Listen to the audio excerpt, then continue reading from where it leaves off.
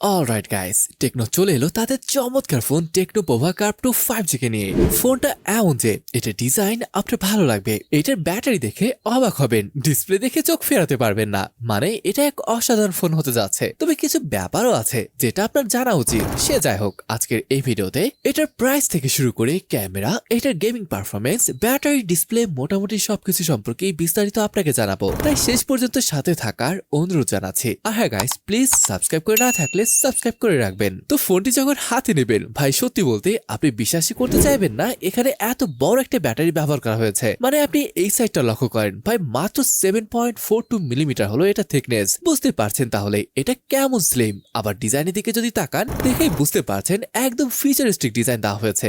আমি ভাই সব সময় বলি টেকনো ইউনিক ডিজাইনের ব্যাপারে সবার সেরা। চমৎকার দেখতে ক্যামেরা মডিউল। আচ্ছা, এই ক্যামেরা মডিউলটা কি আপনার ভালো লেগেছে? না লাগলে কমেন্টে জানান কেন লাগেনি। নিচের দিকে এখানে ট্রান্সপারেন্ট মনে হচ্ছে। ওভারঅল যদি দেখেন আর আপনি যদি মডার্ন আর ফিউচারিস্টিক ডিজাইন পছন্দ করেন, আমি শিওর এটা আপনার ভালো লাগবে। ইন্ডিয়ান ফিলে ব্যাপারটা কিন্তু বেশ মজার। মানে আপনার হাত যদি মাঝারি সাইজের হয়, তারপরও এটা সুন্দরভাবে আপনার হাতে ফিট হয়ে যাবে। মানে স্লিম হয়, ইন্ডিয়ান ফিলটা ভালো পাবেন। বাট ওয়েটটা কেমন? হ্যাঁ, এটার ওয়েট এসে দাঁড়িয়েছে 194.4 গ্রামের মতো। ভাই এবার বলি, এখানে 8000 এমএস এর মতন হিউজ একটা ব্যাটারি ব্যবহার করা হয়েছে। তা সত্ত্বেও এটাকে যেমন স্লিম করতে পেরেছে, একই সাথে এটার ওয়েটটাকে অনেক কন্ট্রোলে আনতে পেরেছে। ব্যাপারটা হলো ইউজারদের জন্য অনেক বেশি আরামদায়ক হবে বলে মনে করি। আর হ্যাঁ, এখানে IP64 এর রেটিং রয়েছে। আর ফ্রন্টে থাকবে গোরিলা গ্লাস 7i এর প্রোটেকশন। এছাড়া এইচজিএস এর প্রোটেকশন থাকায় মোটামুটি ডিউরেবল ফোন হবে এটি। পোর্টস আর বাটন নিয়ে বললে বটমে রয়েছে SIM card tray, mic, USB type C port আর একটা স্পিকার গ্রিল এখানে দেখতে পাবেন। রাইট সাইডে রয়েছে পাওয়ার বাটন আর ভলিউম রকার। পাওয়ার বাটনটা অরেঞ্জ অ্যাকসেন্টের সাথে এসেছে, যেটা দেখতে ভালোই লাগছে আর কি। উপরের দিকে ডলবি অ্যাটমসের ব্র্যান্ডিং আর নয়েজ ক্যান্সেলিং মাইক রয়েছে। লেফট হ্যান্ড সাইডে তেমন কিছুই নেই। আর সিম কার্ড ট্রের ব্যাপার আসলে এখানে আপনি ডুয়েল ন্যানো সিম কার্ড ব্যবহার করতে পারবেন। আচ্ছা গাইস, এবার যদি ডিসপ্লে কিনে বলি, এটি একটি 6.78 ইঞ্চের অ্যামোলেড ডিসপ্লে, যার রিফ্রেশ রেট অন 44 হার্জের। এটি একটি পাতলা 3D কার্ভ ডিসপ্লে। একে তো ভাই পাতলা ফোন, তার উপর এখানে 3D কার্ভ ডিসপ্লে ব্যবহার করা হয়েছে। মানে ফিলটা যা পাবেন এখান থেকে একদম অন্যরকম। দেখেন, শুধু দেখতেই সুন্দর না, 4500 পিক ব্রাইটনেস রয়েছে, যেটা নিঃসন্দেহে ভালো ব্যাপার। চিন আর এটার বেজেল সাইজও খুবই পাতলা, তাই এটার average skin to body ratio ভালো পাওয়া যাবে। এটার average skin to body ratio 93 থেকে 94% এর মতো আসবে। সত্যি এটা একটা ইমার্সিভ ডিসপ্লে। এবার আসেন আমরা এই ফোনের স্পেসিফিকেশনের কথা বলি। এই ফোনটিতে আপনি পাবেন মিডিয়াটেক ডায়মেনসিটি 7/100 প্রসেসর। আমার মনে হয় এটা ফার্স্ট টাইম আমি শুনতেছি। এটা আসলে 7300 থেকে স্লাইটলি লোয়ার হবে এই চিপটি। র্যাম অপশন একটাই থাকবে, তবে স্টোরেজ অপশন রয়েছে দুইটা, 128 আর 256 জিবি। র্যাম টাইপ LPDDR5X আর storage type UFS 2.2। RAM type ঠিকঠাক মনে হলেও স্টোরেজ টাইপটা আরো ভালো হতে পারত। যাই হোক, 8000 mAh এর ব্যাটারি পাচ্ছেন, সাথে রয়েছে 45 ওয়াটের একটি চার্জার। এখানেও একটা প্রবলেম আছে। দেখেন, এত বিশাল একটা ব্যাটারি দিয়ে রেখেছে, এখানে অবশ্যই 90 ওয়াটের অ্যাডাপ্টার থাকার দরকার ছিল।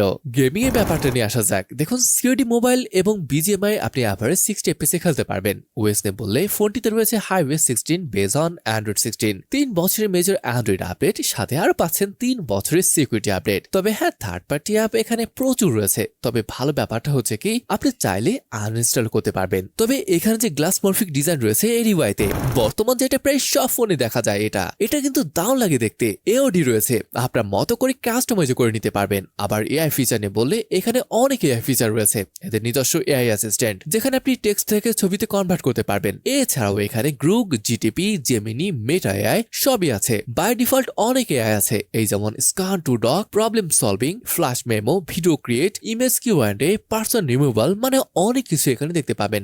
অলরাইট, এবার আসেন সেন্সর নিয়ে বলি। এখানে সব সেন্সর রয়েছে। ইন ডিসপ্লে ফিঙ্গারপ্রিন্ট সেন্সর রয়েছে, ফেস আনলক রয়েছে, আর এগুলো কিন্তু ভালোভাবে কাজ করতে পারে। কানেক্টিভিটি নিয়ে বললে এখানে রয়েছে 5G, dual 4G VoLTE, Wi-Fi 5, Bluetooth 5.2, Wi-Fi calling আর ব্লাস্টার। এছাড়াও এখানে দুইটি এক্সট্রা চিপ রয়েছে, একটা Wi-Fi আর একটা সিগন্যাল ইনহ্যান্স চিপ রয়েছে। আবার মাল্টিমিডিয়া নিয়ে বললে এখানে পাচ্ছেন চমৎকার একটা ডিসপ্লে। আবার ডিসপ্লেটাও পর্যাপ্ত উজ্জ্বল, যদিও এখানে এইচডি এর সাপোর্টটা পাচ্ছে না। আর একটা বাজে ব্যাপার হচ্ছে এখানে স্টিরিও নেই, মনো স্পিকারের সাপোর্ট রয়েছে। এটা নিয়ে অনেকে হয়তো প্যারাই থাকবেন। অলরাইট, এবার আসেন এটা ক্যামেরা নিয়ে কথা বলি। এটা র্যাপ প্যানেল দেখতে যতটা সুন্দর, অতটা সুন্দর যদি সেটআপটা হতো তাহলে আসলে ভালো লাগতো। বাট দুঃখের বিষয় হচ্ছে একটাই মাত্র সেন্সর আছে, যেটা 50 মেগাপিক্সেলে, সাথে 2 মেগাপিক্সেল একটা ম্যাক্রো হবে। কোনো আলট্রা ওয়াইড বা টেলিফোটো নেই, যেটা অনেকের কাছে ব্যাপারটা হজম হবে না। আবার ফ্রন্টে আসেন এখানেও হতাশ হবেন। মাত্র 13 মেগাপিক্সেল একটা সেন্সর রয়েছে, তবে ক্যামেরা ফিচার ভাই অনেক রয়েছে। AIGC, সুপার নাইট মোড, এছাড়া sky shop, panorama, documents, time lapse, dual video, blog, slow motion, super macro, ultra HD. ভিডিওতে আপনি 2K 30 fps শুট করতে পারবেন। ছবি এখানে দেখতে পাচ্ছেন মোটামুটি ভালোই চলতে পারে, যদিও লো লাইটে একটু স্ট্রাগল করে। ব্যাপারটা হচ্ছে কি, এই ফোনটার মেইন ফোকাসের ক্যামেরাটা না, এটা ডিজাইন, ব্যাটারি, স্লিমনেস এর উপর ফোকাস করা হয়েছে, তাই এখানে খুব বেশি আশা না করাটাই ভালো। দেখুন গাইস, ওভারঅল যদি টেকনোপোভা কার্ভ 2 নিয়ে বলি, একটি বিশাল ব্যাটারি, 3D কার্ভ ডিসপ্লে এবং স্লিমনেস রয়েছে। এটার প্রাইস 35 থেকে 40 হাজারের আশেপাশে পড়তে পারে। তো গাইস, কেমন লাগলো তা কমেন্ট করে অবশ্যই জানাবেন। তাহলে আজকে ভিডিওটি এখানে শেষ করছি, দেখা হবে পরে কোনো অসম ভিডিওতে। ততক্ষণ পর্যন্ত ভালো থাকুন, সুস্থ থাকুন, আল্লাহ হাফেজ।